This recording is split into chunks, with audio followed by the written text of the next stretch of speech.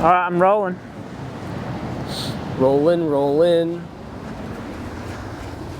Oh, do you reckon this feels natural? I feel pretty natural. Do you? Organic. So Feel organic. Yeah. So, where are we right now? We're hanging out in France. I was lucky enough to bump into old Broccoli over here. In San Sebastian. I didn't know you were going to be here, right? No. Last minute, and you know what's funny? It was a last minute thing because I was about to take a little hiatus, as I do, from Instagram and stuff, but someone messaged me and was like, oh, I can't believe that you're here and Jamie O'Brien's here and Ben Gravy's here. Ah. And I was like, oh, I had no idea. And then so I immediately jumped on your profile and messaged you and I was like, hey, do you want to link up for a surf? Oh, that's sick. Yeah. Because Jamie bailed. So what happened there? He's on his honeymoon though, huh? Yeah, he was on the tail end of his honeymoon. Yeah. Yeah, okay. He was never going to come here. He's never going to get waves. Not big enough tubes. I'm stoked to meet you though, dude. It's good, hey. So, I mean, we've obviously been... Thanks, bro. I've been watching your videos for a really long time. Thank you. When okay, the first time someone said to me when I was maybe, it might have a long time ago, maybe when I was 23, 24, someone said, oh, you're like the Australian Ben Gravy. And I was like, I've heard that name, but what do you mean? Who is that? And they're like, it's this guy who does YouTube, you should check it out. And I remember looking at your YouTube and being like, oh, okay, I get it. Yeah. That's like almost the beginning of my channel. So when did you start? I started this channel in January 1st, 2016. Yeah. Did you have a channel before? I had a channel before. What? I had so many channels. Oh, really? Yeah. I've been uploading since 2006. Early days. Yeah. I have my podcasting channel is one of my original channels, and I have a surf clip on there from 2009. Kind of crazy. Nice. Yeah, okay. Whoa! Oh, that's a bumblebee. What is that?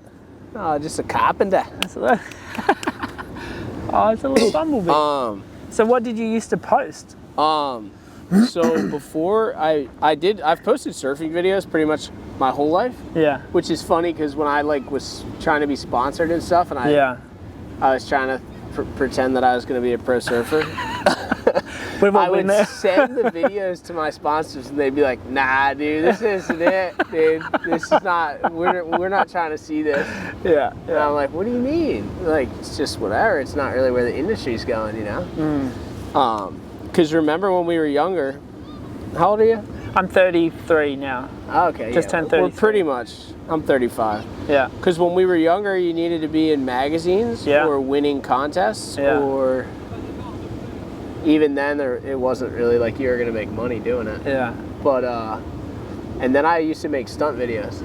Jackass. Ah, right. Yeah. Okay, I remember you saying that. And you hurt yourself pretty bad. Hurt. Yeah. Yes. Yeah. What happened? I jumped out of the back of a moving truck and I dislocated my knee. But in doing that, I tore my patellar tendon. It's the ligament that goes like down the front of your knee. Yeah. But weirdly enough, that's the thing that catapulted everything that I do now, because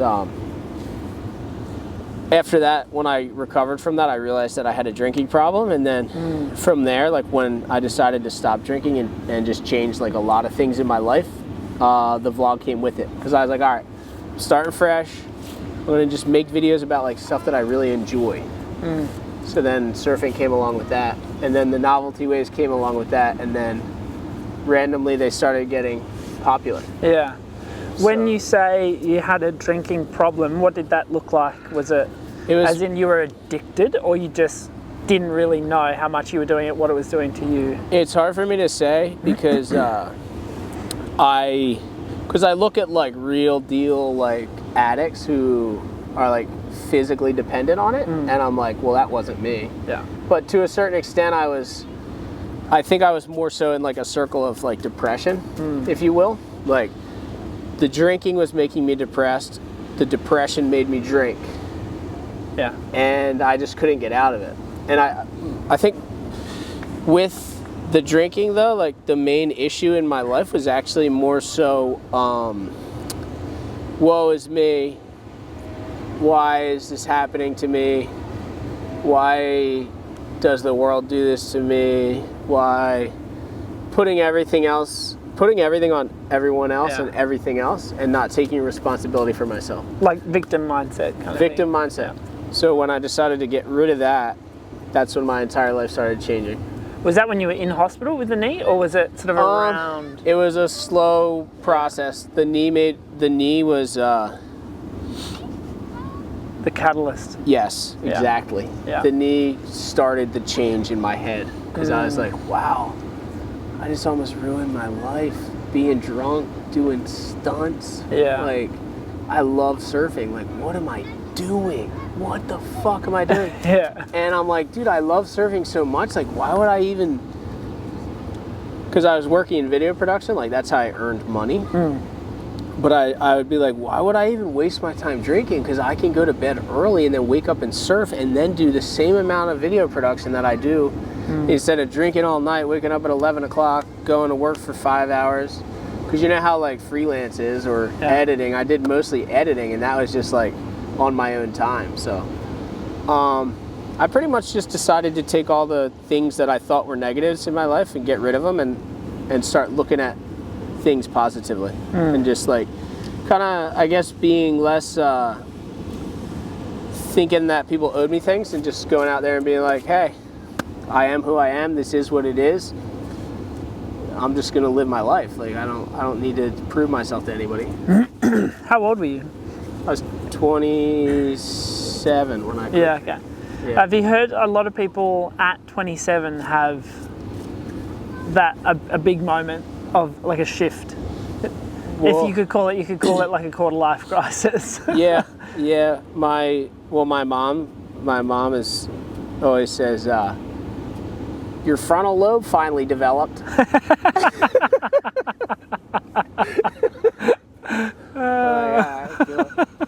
That's classic.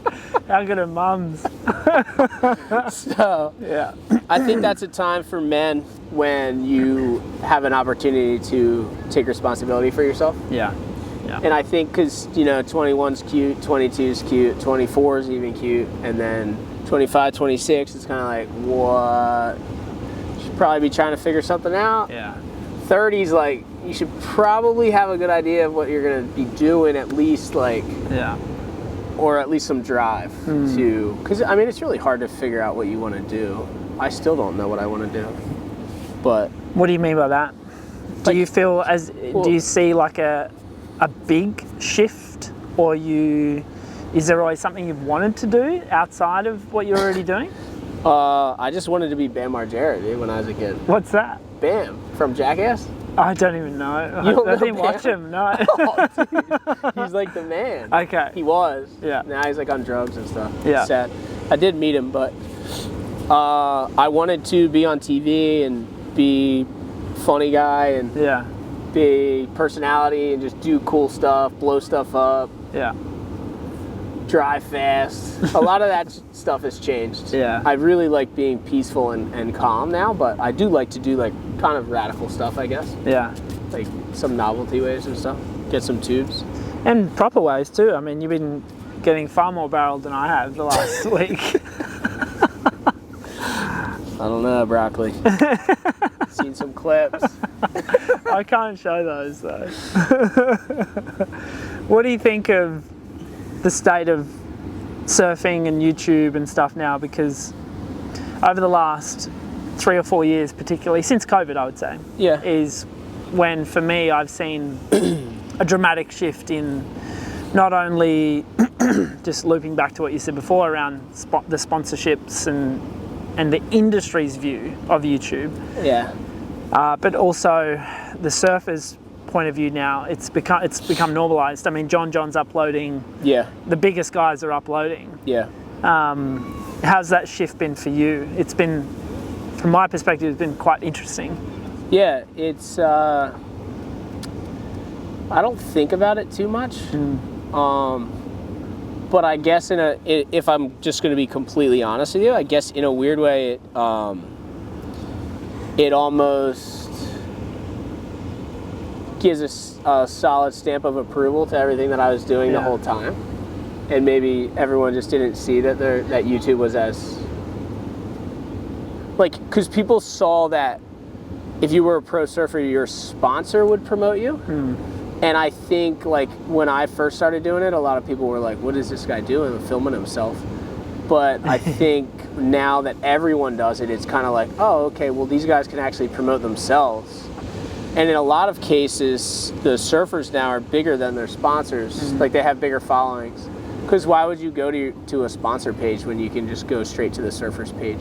So I guess it gave me a little bit of like, whoa, these guys are going to do it too? Like, that's crazy. But I never really thought about, this could get kind of weird, but I was never really trying to be a surfer, is the thing. Yeah. So. Do you see yourself as a YouTuber first? Yeah. I'm a YouTuber, Yeah. But I just see myself as like just a guy who is out there. I'm kind of, in my eyes, I want to fly the flag of positivity. Whether you make music, work on cars, surf, snowboard, like, there's something out there worth chasing.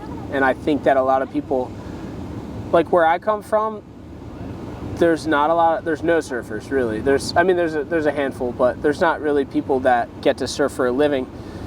And I feel like, I guess a lot of people could say this about their hometown or whatever, but there's a lot of people that I've seen grow up and become sad. And they're just like not doing what their heart desires. And I think for me, I just want to fly the flag of like, whatever, I'm not the best surfer, but like, look what I can do. Like, I can make this work. I can do something with it. Well, you can essentially, you've essentially become a pro surfer. I remember doing the interview with Stab for How Surfers Get Paid, and they were pressing me to say like, all right, I'm a pro surfer. Oh yeah. And I said to the guys, I'm not sure that I consider myself a pro surfer yet.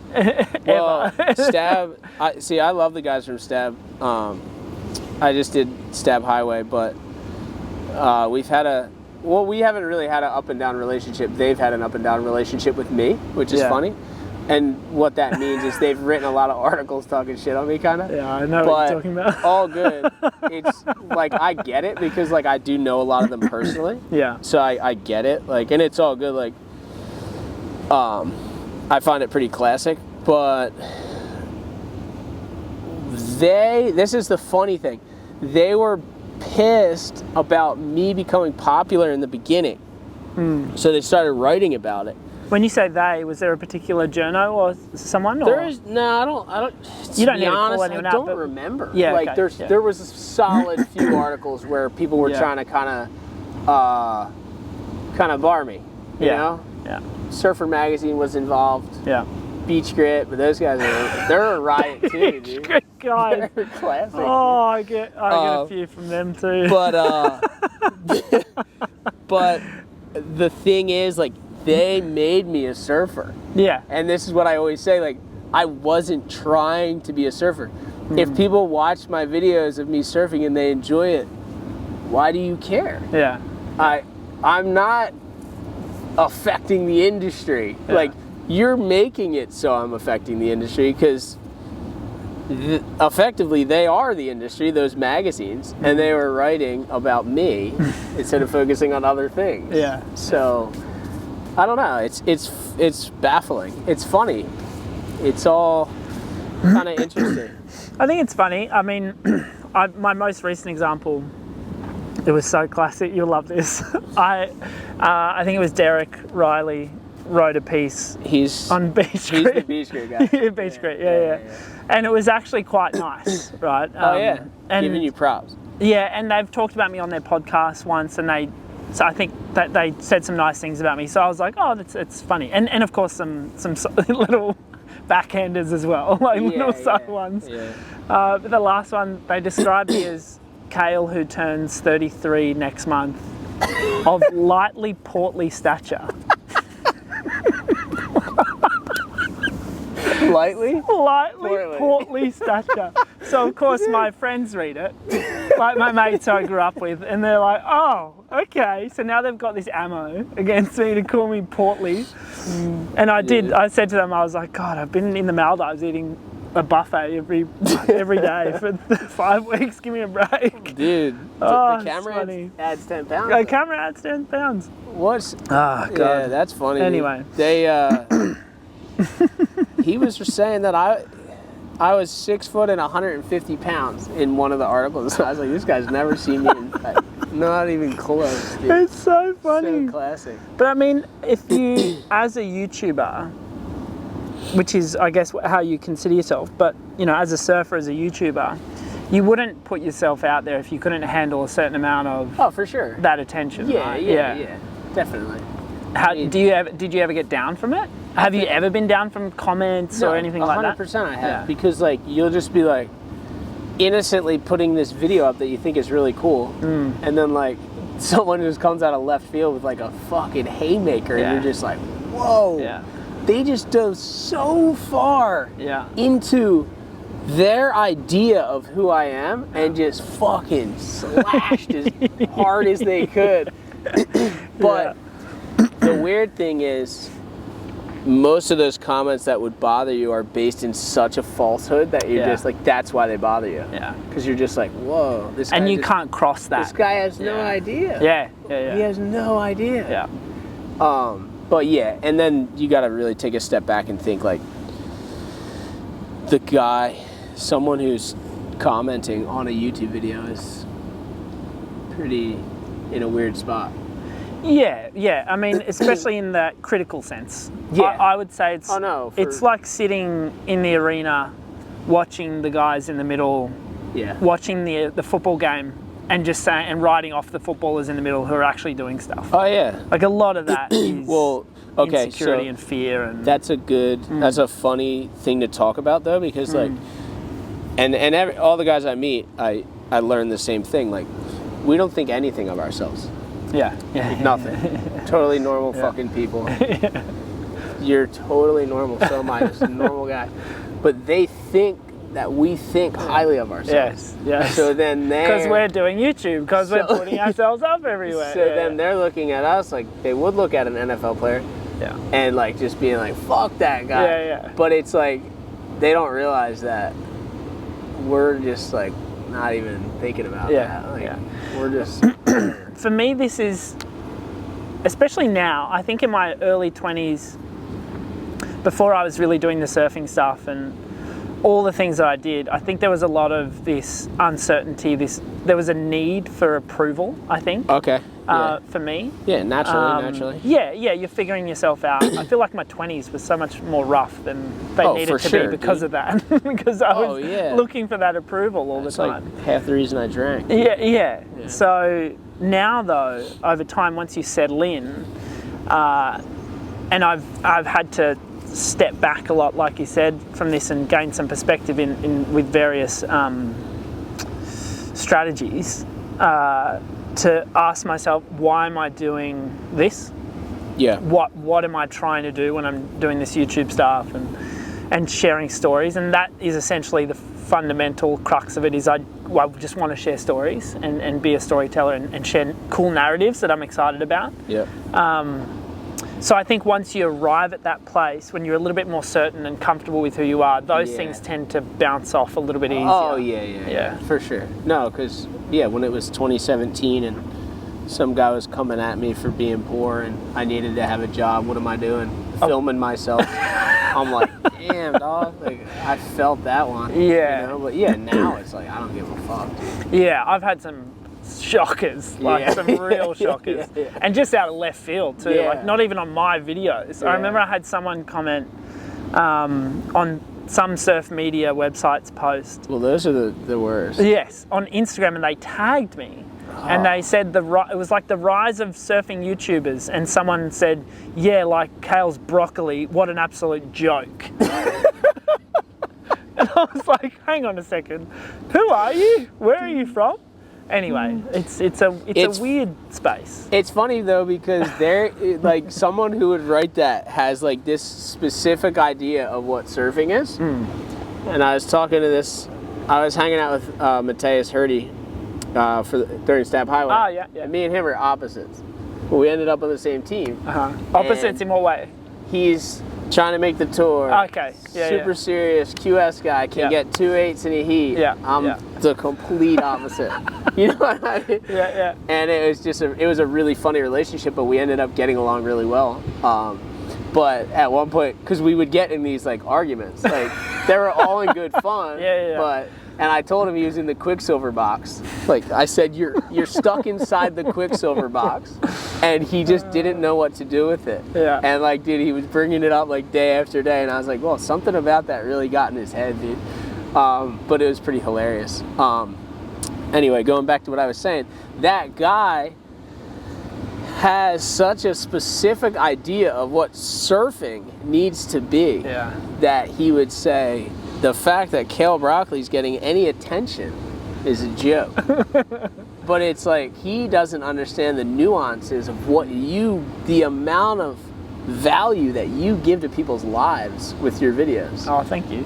You are changing people's daily lives by giving them that information about surfing, you know, and also showing them like how to be stoked and how you're doing it, you know? And like that's something that a self-proclaimed core lord could never understand. Yeah. Oh, thank you. Yeah, dude. I think on that, and you've said a similar thing when we were chatting at the cafe the other day, when you were saying you want people to feel stoked on surfing. Yeah. I had a time similar time last year. I mean, I showed you some of those videos from the waves that I get to surf at home that I love going to surf. And I had a time out there last year where I cut to the clip.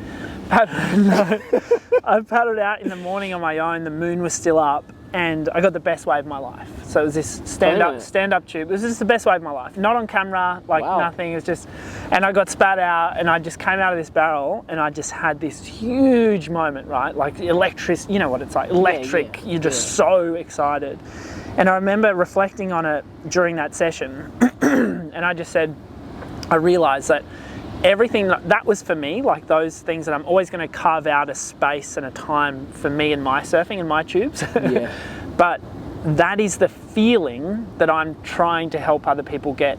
Yeah. Even if we're just working on their bottom turn, they're paddling, their takeoff, I'm trying to get them to that feeling so that they can ultimately have a deeper expression of life, a deeper experience of life. Because you know what it's like. Yeah. Surfing that's why so many people get addicted to it. Yeah. Because it's the best feeling ever. Definitely. And you just chase it over and over again. So I think when people can acknowledge that for themselves and say, yeah, surfing's the best at it, but I don't want anyone else to do it. Or they have, maybe not so literal, but they have that kind of protective mindset. I feel like that, with a grain of salt, is where a lot of people come from when they're commenting those things and looking at what we're doing. Yeah, probably. Exposing this big secret. Yeah, probably. Yeah. It's just kind of weird. I've never thought about that. Yeah, it's interesting because I feel quite comfortable in that sense, in that you and I are both, if we didn't do YouTube, we'd probably consider ourselves core surfers, right? Because we've surfed so long and you sort of, you love surfing, you know everything about it. Yeah, okay. Kinda. Yeah. No, I'm with you. Yeah. How long have you been surfing? Like your whole 20 years. Yeah, okay, yeah, I see. Yeah, so in the space, I see what you're saying. Yeah. Yeah, no, totally. Like, well, that's the funny thing when people discover me for the first time. They're like, this guy's all cool. Yeah. So funny, dude. It's a strange But one. like I was already a core lord when I was a teenager, dude. I had black hair, black fingernails, smoked cigarettes. Yeah, really. Did air revos. What? Yeah. I'm done with that, dude. Come on, I'm trying to cruise down the line. Dude. Have you found your surfing change now that you're in your 30s? Oh yeah. Oh yeah. It's hurting. Does Hurts, dude. Where do you get hurt? My knees, my hips, my back. Knees and hips and back. Feet, my Achilles.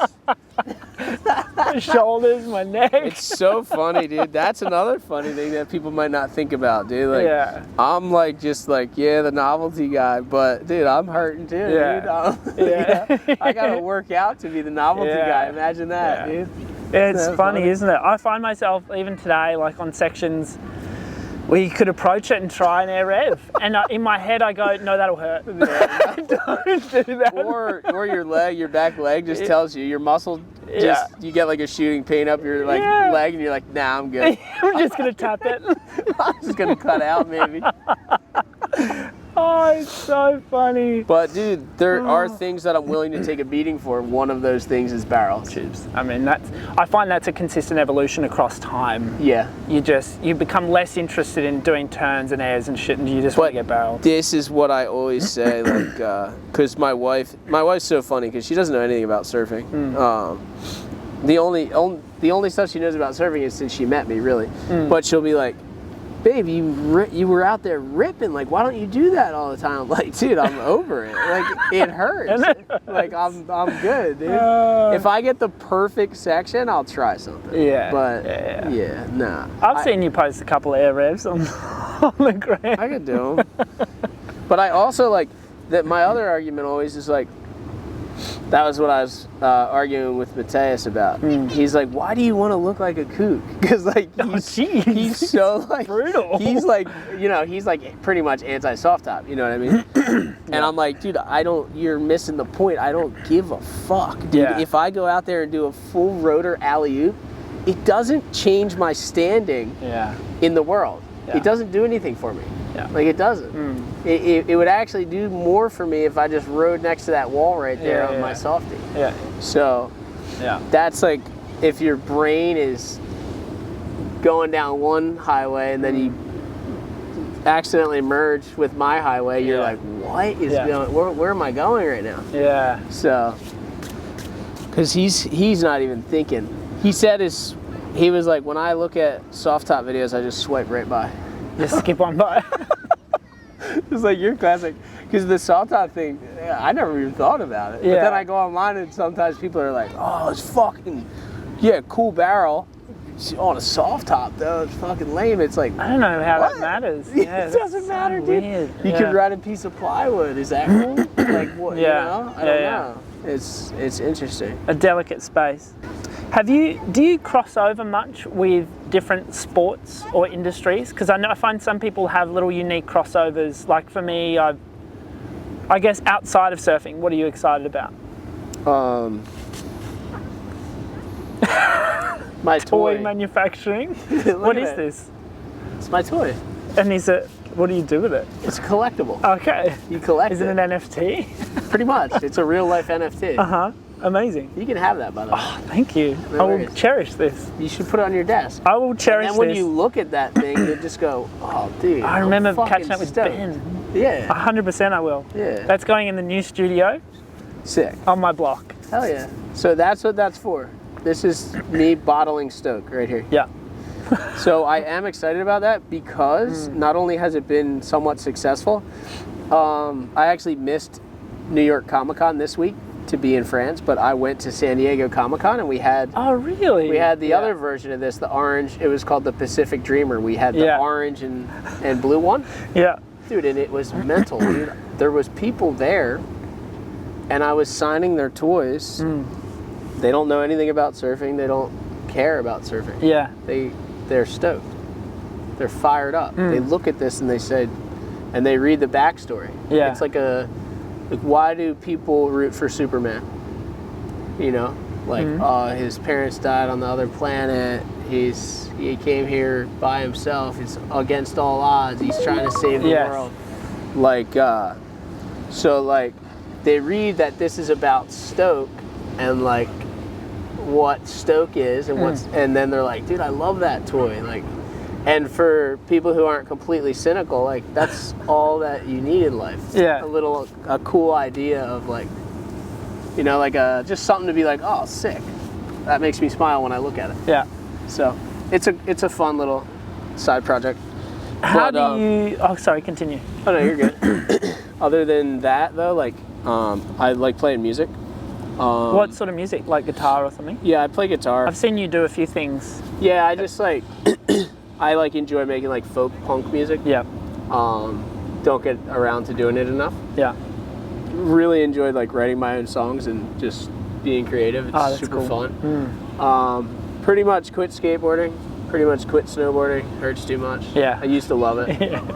But, and then I'm like really into real estate. Yeah, okay. So, I mean, if you're comfortable, you can always say no to this sort of stuff, but how have you navigated the, because typically, at least I found, YouTube to begin with was not super profitable. Yeah. Especially from an AdSense point of view. How have you navigated that, and what do you think some of the smarter decisions you've made have been around the financial side of it? Again, not prying into your personal finances, whatever you're happy to share. Well, I'm extremely fortunate that I randomly got in touch with Catch Surf right when they started the Wave Bandit thing. Yep. And I was doing the novelty waves, and it was kind of before I really, I guess, took off, if you will. And they started sending me boards and supporting what I did, and then that has blossomed into a full-blown career for me. Mm-hmm. So that is like my bread and butter, I would say, Catch Surf. Best relationship, best the soft people. Top sales, like a soft top, royalty kind of setup. Salary. That's great. The best people. Yeah. Just their mindset is exactly what surfing needs, in my opinion. Mm-hmm. And it's right. Everything aligns with that company. Yeah. So, and then the wetsuit company that I ride for, Hyperflex, is also a relationship I've had since 2015 or 14. Wow. I was wearing their suits, just whatever. And then as everything started getting better for me, just the relationship has grown. And my wife works for Hyperflex as well. And we've just kind of become a big part of their marketing. And it's a great place. It's just wetsuits made in New Jersey, where I live, and it's such an honor to fly that flag. And so those are kind of like my two really good people that support me, and then YouTube as well. But YouTube is monthly, you know, up and down. You know how it is. Yeah. It can get nuts. Sometimes it's like, whoa, boys, I put a lot of money in this month, and there's not a lot coming back. Not coming back. Yeah. But then, like, the one thing that, like, we don't want to do is sell our souls, right? Yeah. But every now and then, you got to promote some products. Do, what are they called? Collaborations? Oh, yeah, you call it an integration. YouTube integration? Yeah. Like a product placement type of thing? Or influencer marketing? Yeah. Have you ever felt like have you ever been slightly uncomfortable promoting a product? And you don't need to say what it was. No, I have, Yeah. I've been more than slightly uncomfortable, but it was like 10 grand. Yeah. You got to pay the bills. So I figure, like, I want to ask more about that. I figured, like, I want to know. I figured because the people that really love what I do have been watching forever. They know where my heart's at. Yeah. So if they see me doing something in my video for 2 or 3 minutes, and they know that it's so that I can keep doing this, they're understanding. Yeah. And then also, like, you gotta laugh, like, at some of the comments, just roasting it. You know what I mean? But every now and then I do it because either it aligns with me, really well, and then it works out, or it's a shitload of money. Yeah. You know. But I feel like I've figured out a way to do it as organically and funny and real as I can, to where, like, I don't have to sell my soul. It's still authentic. Yeah. But financially, the best thing I ever did, I bought a house in 2019. Pre-COVID boost. Before COVID. Yeah. For $170,000. Yeah. And I was doing pretty good on YouTube then, and I paid it off in a year and a half. Just every month, bam, bam, So all my good. money. And I posted a vlog every day back then. I used to post every day. Like the Casey Neistat format. Yeah. So I was mostly home. I didn't really travel that much. Yeah. And just put all my money to the mortgage of that house. So I paid it off, and then COVID happened, and now that house is worth, like almost 4 times. Yeah. And I've been able to then, not only do I rent that house out, just all year round. I've also been able to use it as like a bank. Yes. So like I borrow money against that house to do things that I need to do. Like I bought my other house and then I've paid that down substantially, and then I bought the garage that I recently purchased. So I was able to leverage the first house to do that. And were you nervous buying the first one?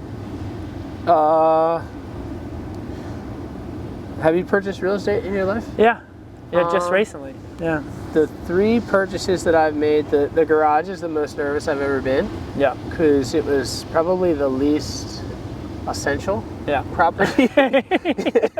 So my first house, I walked in and it was literally falling into the ground, dude. And my mom was just like, and I was like, I love it. Yeah. I want it. I'm offering full price. And the guy was like, full price? Whoa. Because back then, dude, you didn't have the bidding wars and stuff. Like if someone went full price, they got it. Yeah. So he was like, all right, cool. Let's go fill out the paperwork. Like, you got it. And it was a short sale. So they chose me like to purchase the house because they can only choose one person at a time. Oh, okay. Because like the bank owns it or whatever. Right. Yeah. But yeah, I wasn't really nervous. I was just stoked on that one, and then I was more nervous when I bought the second house, and then more nervous now that I bought the third property. Yeah. Because it's, even if you don't have a mortgage, it's city tax, water bills, electric, heat, sewer. It's a responsibility. Yeah. So like if everything fell apart for me, I'd be stuck with like, I still need to come up with money every month. Yeah. So, but nah, good humor will get you through it. Do you feel like, and I might just loop us in there, do you feel like we're in, I mean I have opinions on this, do you feel like we're in a better position than a lot of surfers now? Because I've heard stories of guys who are not top tier athletes within a company, but just under, and they're getting $5,000 a year. A year? Salary. Yeah, in Australia. A year? A year. From... It sounds like my high school billabong contract. Right. Yeah. So it's become really hard to be a professional surfer now. $5,000 a year? Yeah. That's probably not worth doing it. It's not worth doing it, right? But, I mean, depends like what you're doing for that, I guess. Yeah. Here's the thing. I think that surfers have always gotten hosed by the industry. Now, there's 2 sides to that coin. Does a surfer have a return on investment for that specific company? Because if I went to Rip Curl, they might not be able to calculate my ROI. And they might be like, this guy's way too outside of our box. People think he's a kook. He doesn't fit our thing. He's not our deal. Yeah. This guy's not going to work for us. No return on investment. But for cat surf, I have tons of return on investment. Yeah.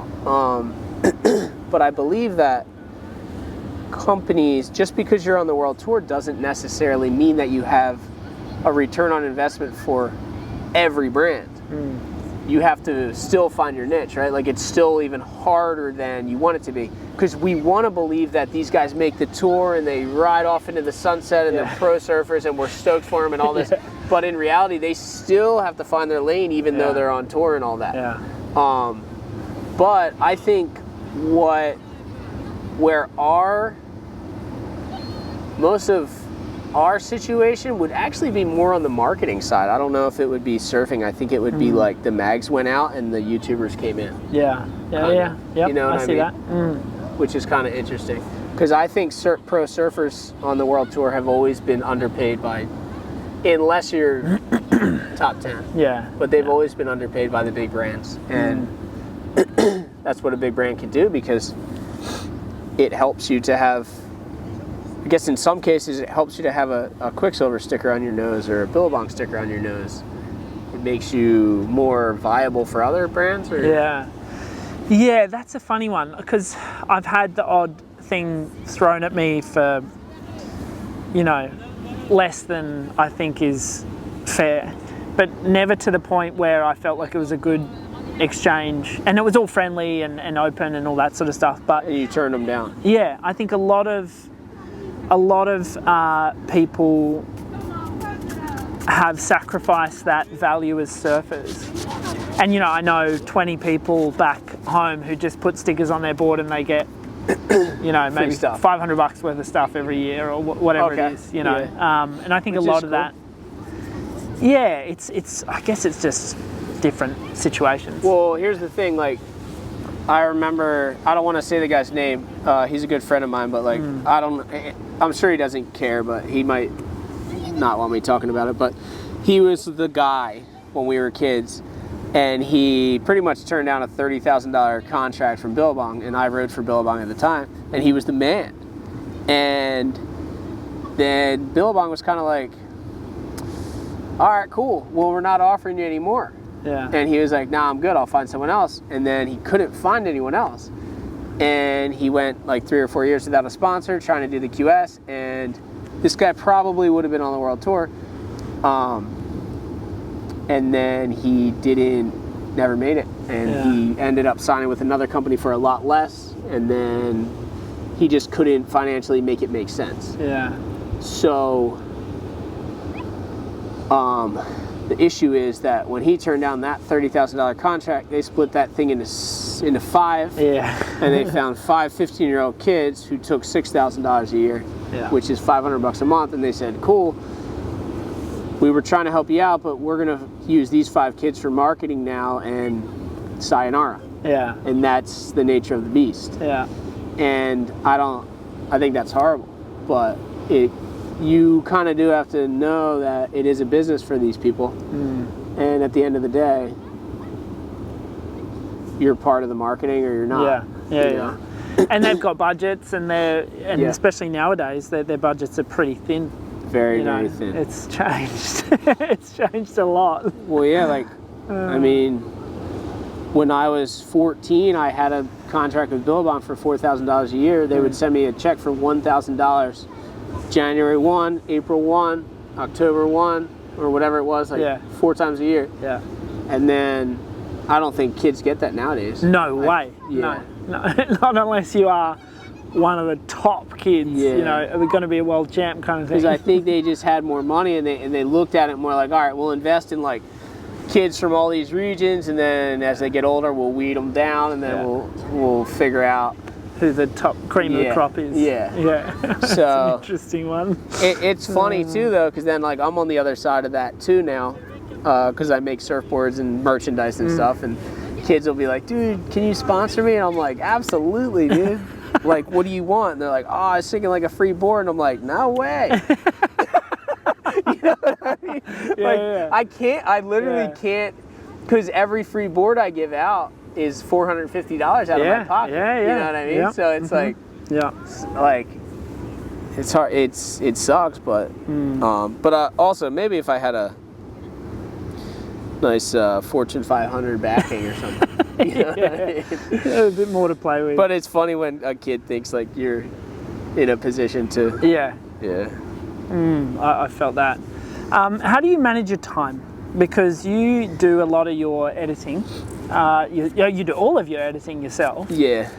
That's quite a big commitment. I can attest to that being a massive commitment and time demand.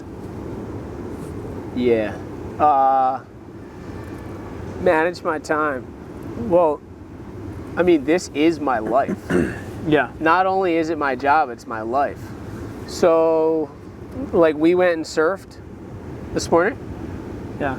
We went to the coffee shop, we went home, and I edited a vlog, start to finish. Wow. And then now that vlog's ready, I gotta proof watch it. Make a couple of changes, and then I'll export it, and that'll go up on Thursday.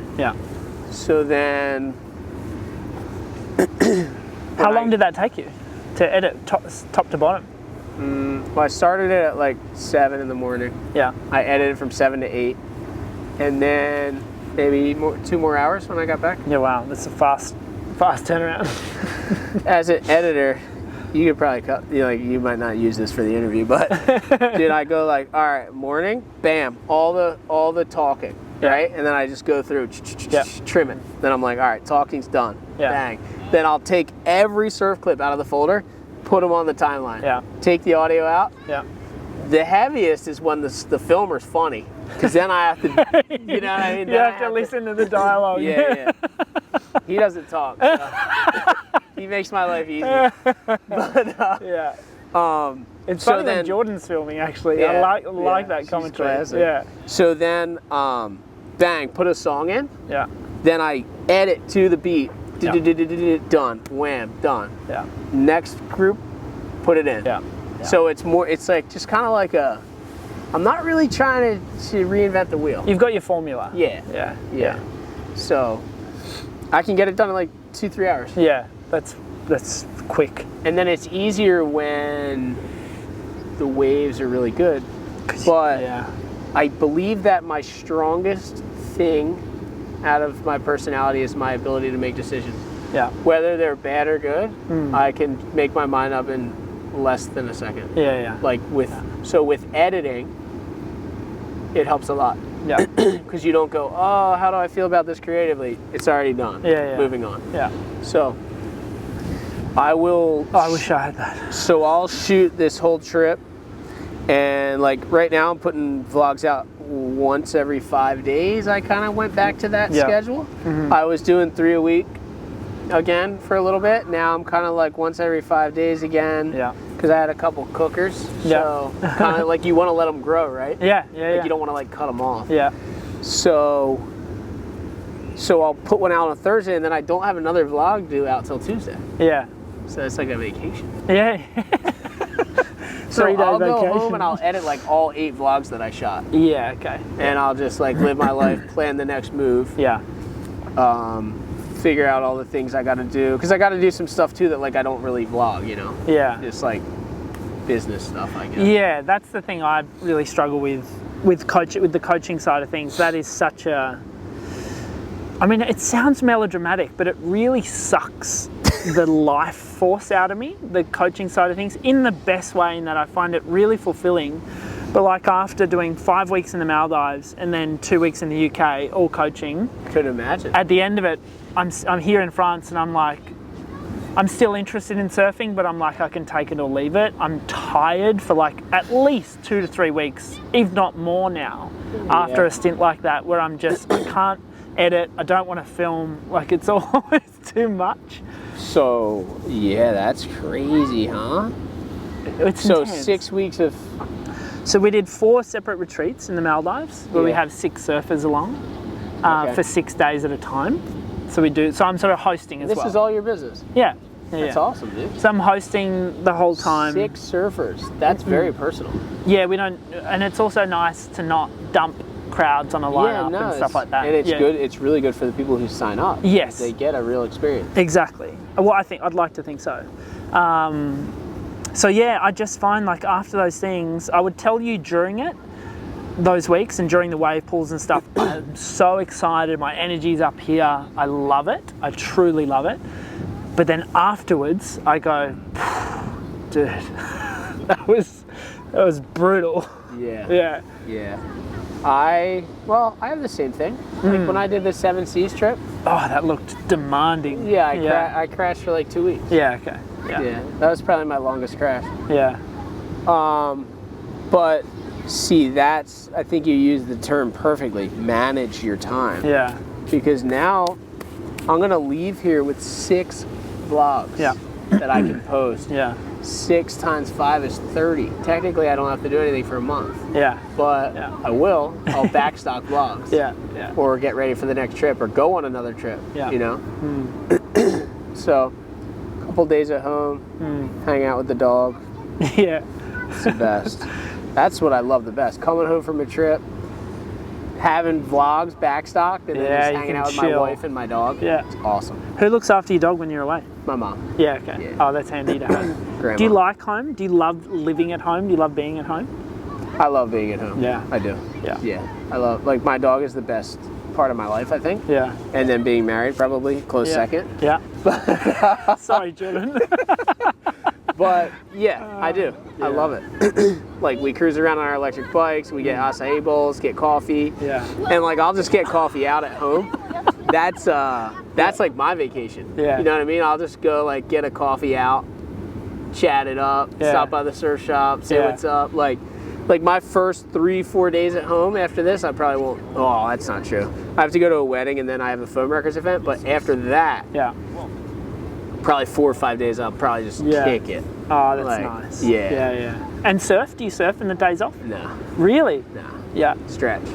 Really? So I'll edit and go to interesting. a physical therapist or trainer. Yep. Like, what do you call it? Personal trainer. PT? Yeah. Yeah. Personal trainer? Yeah. Trainer and then chiropractor. Yep. Yeah, I'm a And, big fan. Yep. I'm not. No, I just won't surf. Really? Because I have to. Sorry. Everything that I do is truly genuine. Yeah. So I've never ever made a video where I'm full of shit.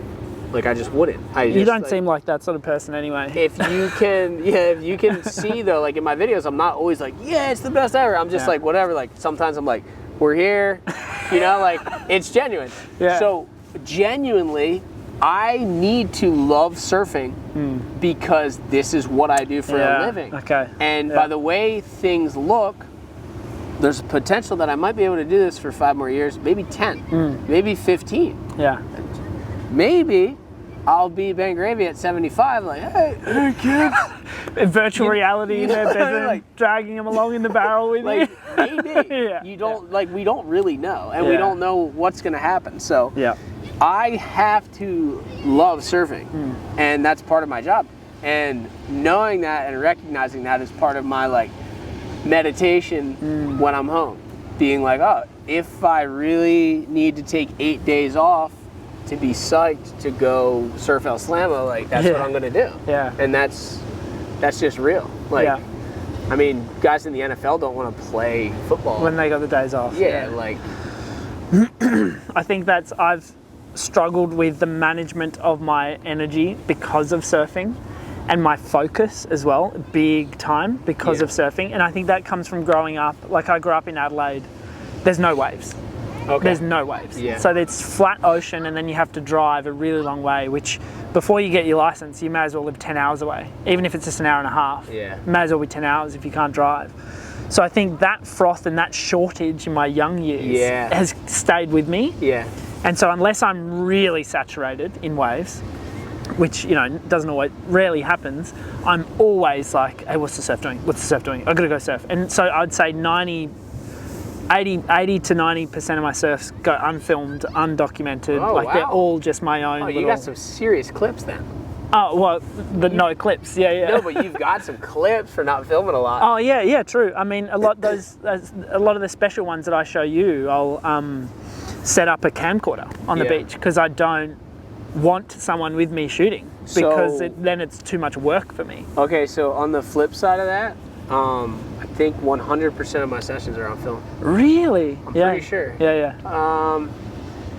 But like, okay, so like I did a birthday party this summer, and like I didn't For film. yourself? Like your own? No, like for a Grom.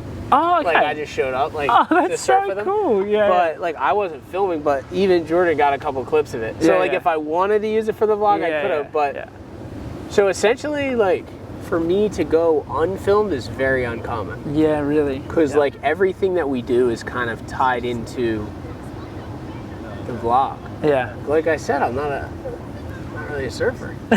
You're a YouTuber who surfs. I love that. But okay, so let me think about this. I'm not gonna surf to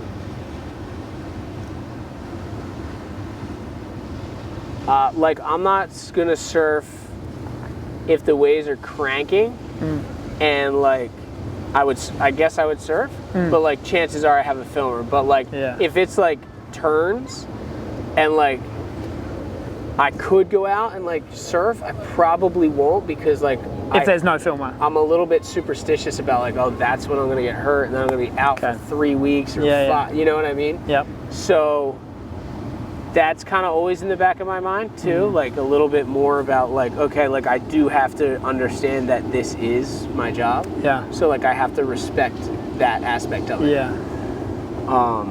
But I have a similar thing to you. Like I grew up in Pennsylvania, which is like 2 hours from the beach. Yeah. So I didn't get to surf a lot when I was a kid. Yeah. And then I was obsessed with surfing. And then when I was in like my dark years, I didn't surf a lot. Yeah. But when I came out of it, I surfed every day. Yeah. When I was like 27, started surfing every day. and I surfed every day for about 3 years. Wow. Like I missed a couple days. Yeah, yeah. But one thing I wanted to say that's changed my perspective on surfing a lot is I broke my collarbone 2 years ago. Yeah. And I tore my bicep tendon earlier this year. Yeah. And I realized that I don't need to surf. You're happy To be without a human surfing. being. Yeah. That's a good place to be. I've struggled with that. I've struggled with that. Now, what I would do financially, Yeah. God knows. But in my soul, Yeah. I'm fine without surfing. Yeah. Which is kind of probably a place I've never been before this year. Okay. See, I found when I did I broke my toe and then I tore my MCL in the space of, say, 12, 16 weeks or something. And that was the year I was not in a good space, like without surfing, which I was actually going to ask you, like, surfing is such a blessing, but it can replace the drug, right? It can replace the thing. And certainly in my life, I think it has.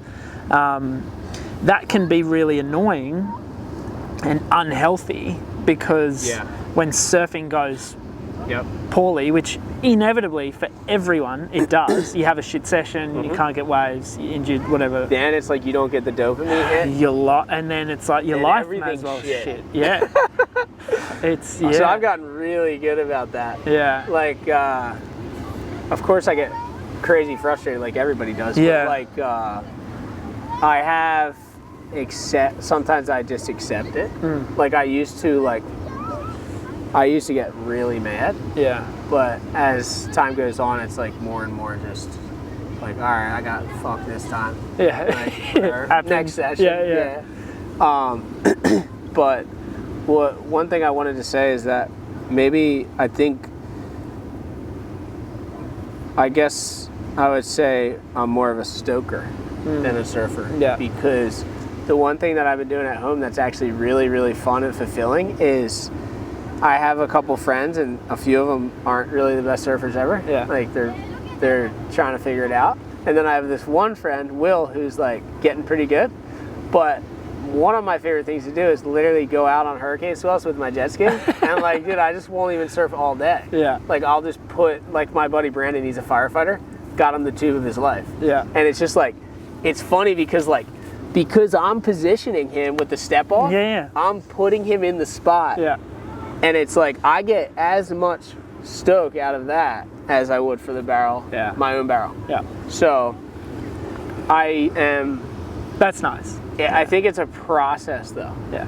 Because maybe 2018, 2019, 2020 maybe, when things were starting to pick up for me, and I think maybe I was a little more like, oh, I got to get the best wave of the day. Ben has to do this. Ben has to do that. Whereas like now I'm able to be like, oh shit, like vlogging is actually just this whole deal. This whole Ben Gravy thing is actually just my actual life. It's you. Yeah. So like I don't have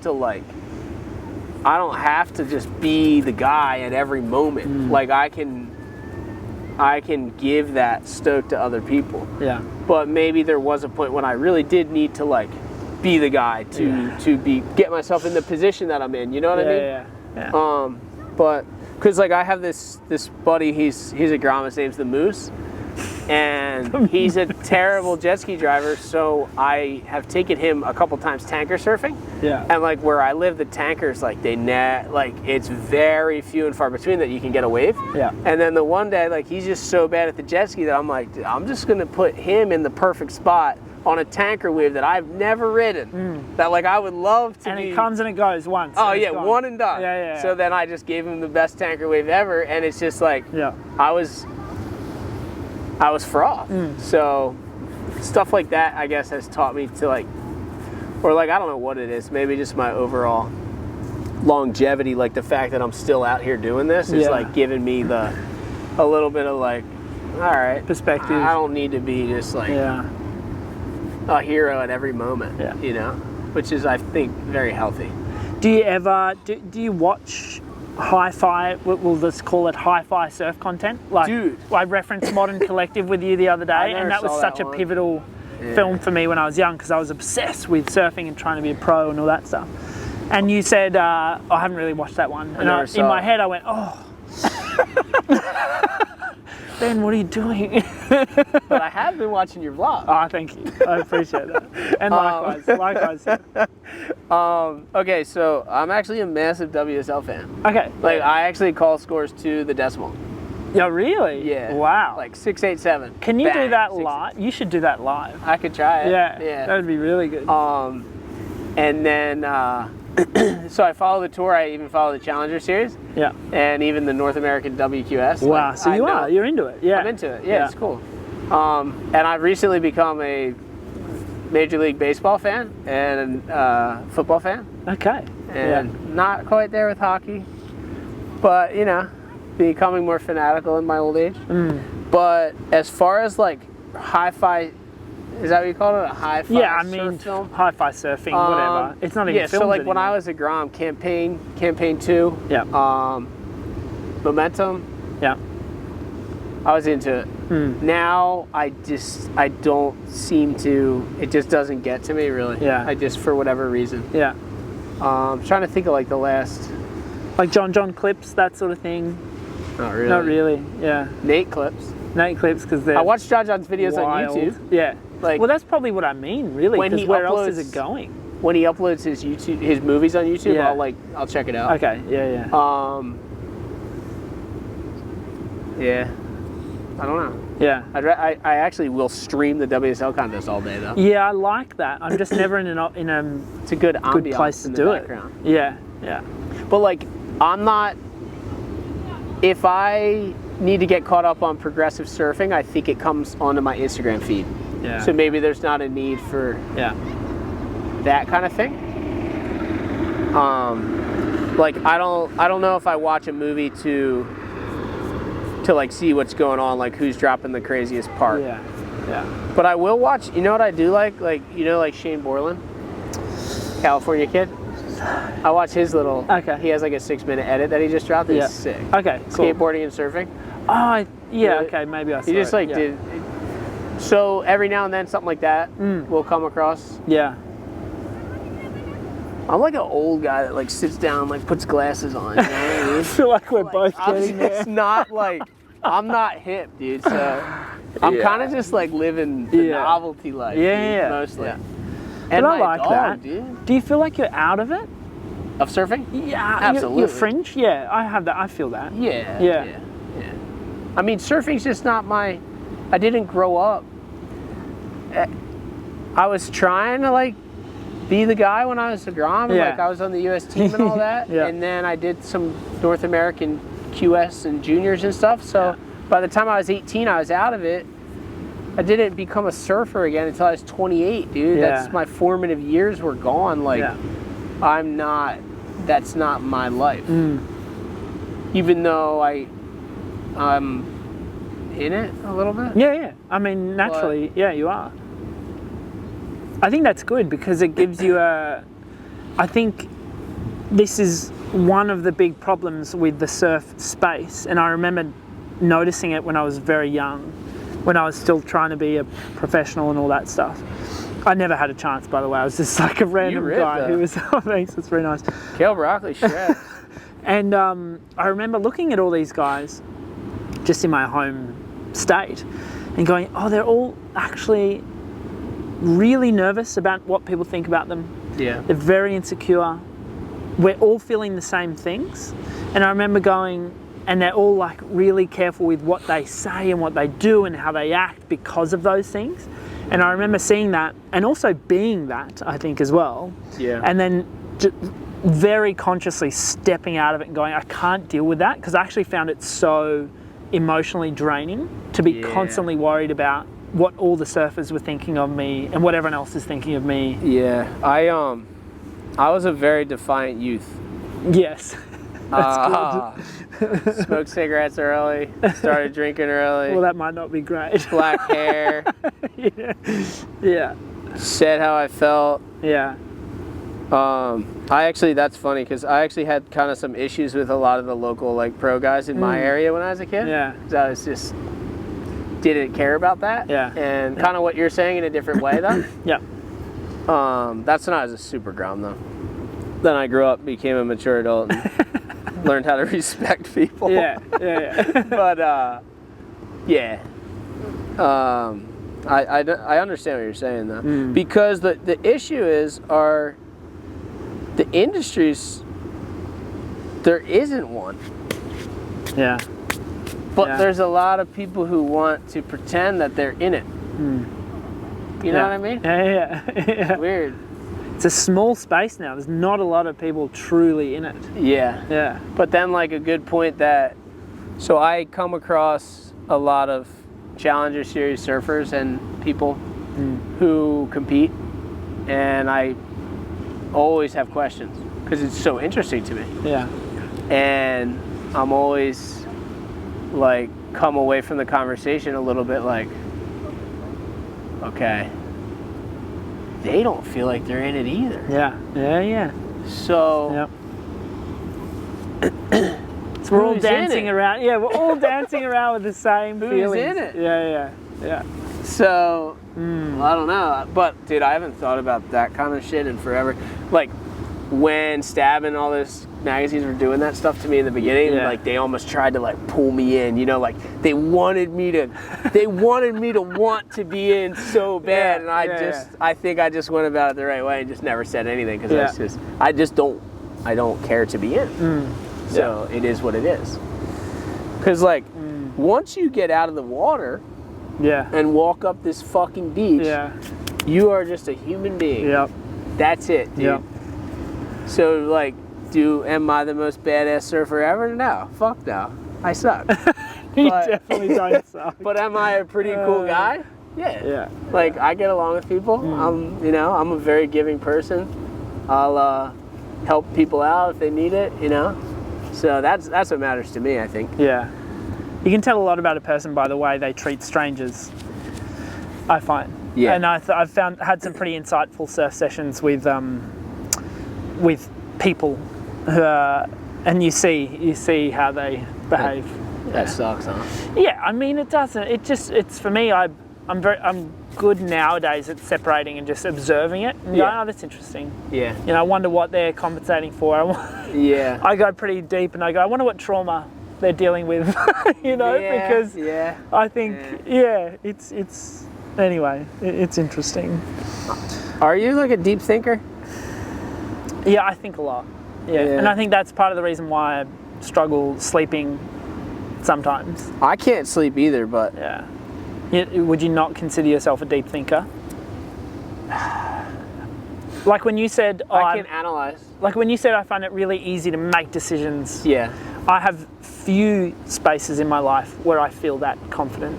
Okay. Only a few. Like, surfing, surf coaching, business sometimes. Yep. Outside of that, very heady, Interesting. Yeah. I can analyze things deeply if I need to, but I don't ever feel that there's a need to. I think maybe my sobriety allowed me to leave that behind, though. Yeah. I used to think a lot, so much, that I actually backed myself into such a deep, dark fucking hole. You can't act?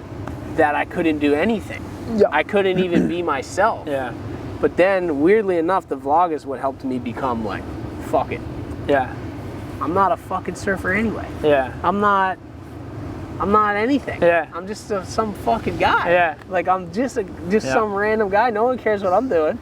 So I'm just gonna do whatever I want. And in the scheme of the internet, but in the scheme of the universe, how small we all actually are. Oh yeah, dude, it's some good exercises, thought exercises to humble yourself. Yeah. I found a lot of my transformation in my late 20s, going from, and even early 30s, going from living I would say what I thought was a deep existence, but was actually quite shallow, and I didn't recognize a lot of the unresolved things that I was carrying. Yeah. A lot of that came from doing psychedelic therapy with a psychotherapist, so doing mushroom sessions with a psychotherapist. That's where I think a lot of my new direction came from, where I let go of a lot of stuff.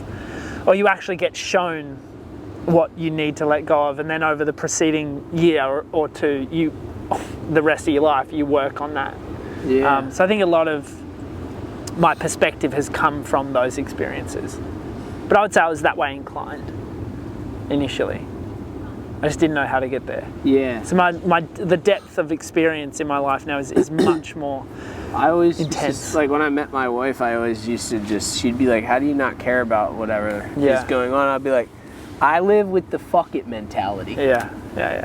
That's nice. Because you can either be like, oh, this person did this because of this. Yeah. They thought about this. They, like they could have been kind to me, whatever. Or you can be like, fuck it. Yeah. Guy's kind of a dick. Yeah. You know what I mean? Yeah. But then that's allowed me to, I guess, have more freedom, I think. Which is nice. Yeah. It's funny how, I mean, a lot of the best art in the world has come from the most broken people, which is pretty bizarre. But I feel like art, if we want to call what we do a version of art, it's this, I mean, it is self-expression. Yeah, it's a self-expression. Yeah. I think a lot of that is, it's an expression of your inner stuff, good for good or bad. Well, on that note, when I came into this, I was extremely broken. So, my sobriety is the reason that I have been able to become the person that I am. Yeah. That's it, period. Yeah. Like, I was as lost as they get, as lost as it comes. Yeah. Completely 20, 26, 27 years old, completely no direction, no idea what I was going to do, nothing. Like, and emotionally broken, got terrible toxic relationship, a girl that completely stripped me of all my confidence, everything. So didn't even have confidence to like be friends with my friends because like I thought somehow that like they were like on her side or you know what I mean, like some like dude, deep shit, dude, bad. Yeah. But sobriety has just been, and it's sobriety and then recircling myself with the proper people around me, and a lot of humor. Yeah. That's what did it for me. Like, and like obviously you can't sit here. I could never sit here and say that I have life figured out by any means. Yeah. But I think if you said that, I'd presume that you didn't have it figured out. Yeah. But I'm having a good time right now. I'll tell you that. Yeah. This is a good week. It's been great. Honestly, it's actually been. I'm really glad we got to connect because you see, I would say that your instincts about people online are pretty true, to be honest. And I've always thought, I've always thought of you in a very positive light, and thought you'd be a very friendly and fun guy to hang out with, and that's all been confirmed. So yeah, dude. Thank you for doing that, and thanks for chatting with me on here. Of course. Thank you. It's been good. When what's coming next for you? Anything exciting on the cards, or you just really you sound really settled in what you're doing? And well, I'm like, I've been flirting with like trying to surf every country. Yeah. So if you can help me out with that in any way. I'd love for you to come to Oz. Yeah. Okay. Wait for me to build my house, and then you've got a well, place I'll to definitely stay. just come to Oz, and we'll have to like do a trip to New Zealand or something to get a new country going. I'd love to do that. Yeah. But that's kind of like a long-term goal. Yeah. This injury, the bicep. Yeah, it's hard for me. I had 6 months pretty much of. I mean, I was able to surf small waves and stuff, but like no real novelties or anything. I was just kind of cruising. So it's been an interesting year. Yeah. Slowed me down a lot, but I think like for me, I've realized that I really just want to make people stoked, and it's really easy in the position that I'm in to forget that a lot of people are going through, everyone is going through very similar feelings that we all have. Yeah. And that I forget that my videos, my novelty ways and stuff make people happy. And I need to make sure that I, once again, am confident enough to know that what I'm doing brings joy. So my goal is to just literally bring joy to the world, like bring stoke to surfing, and even outside of surfing, just show that you are who you are. It is what it is. You don't have to be the man. You can just be a total kook. Yeah. And you can just live a very awesome, fun life and just enjoy yourself. So that is my main goal, is to make people stoked, I think. But then other than that, I think the countries thing's probably, Yeah. I'm gonna start getting serious about it coming up here. How Maybe next many, year. every country in the world? Yeah. How many have you ticked off out I of? only how have many? 22. 22 out of. 192. Yeah, okay. So. Well, if I can help you in be a Oz journey. and New Zealand, I haven't been to New Zealand either, so You should come. I want to send my van there Oh, sick. and do a good 3 or 4 months. Okay. Yeah. When are you doing that? That's when I'll come. If not next year, the year after. Okay, probably. perfect. Yeah. I'm trying to travel less. I'm thinking like I'll do all the super safe, reasonable countries first, and then like we'll get down to like the 30 gnarly ones. Where would you surf in like super landlocked places? Like, I mean, there's so many. A lot examples. of them have oceans, dude. Really? Black Sea, Red Sea. Yeah. Yeah. There's only, I believe there's less than 40 landlocked countries. Okay, and then those might have river waves and stuff. We'll figure it out, dude. Yeah. Because if I get to those 40, picture that. Yeah. Then we're talking. Yeah, true. So, That'd but be a yeah, good maybe deal. that, maybe 50 states and the countries is just my way of being like, it's all the same shit, dude. Let's just, you know, let's just hang out. That's a good connector. Yeah. Love it, bro. Well, on that note, well, not on that note, but on our earlier note, my back is Thanks, bro. getting stiff. It's been good to hang. Thank you for my Enjoy your real life NFT. Yeah. So, just a quick way to end this one. Yeah. Some guy bought this at Comic-Con in New York City. Uh-huh. There's only 200 of them, so they're sold out. I love He that. posted it online for $2,000. You're kidding. For resale. Oh, wow. And I get to keep it? Thank you. Yeah. Maybe I you'll be will able cherish to resell this. It'll be on my desk and you'll see it, I promise. Thanks, guys. You don't want to resell it?